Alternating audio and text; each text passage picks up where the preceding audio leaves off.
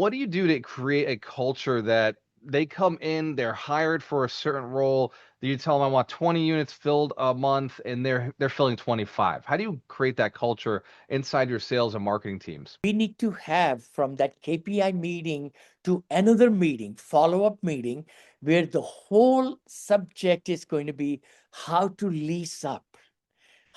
What should be the script? How could the body language make a difference? What are the specials? What's the price list?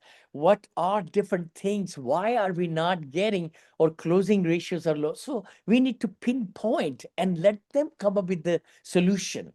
See, as a CEO, I could just interject, but what I learned was show people how to fish rather than giving them the fish all the time to eat.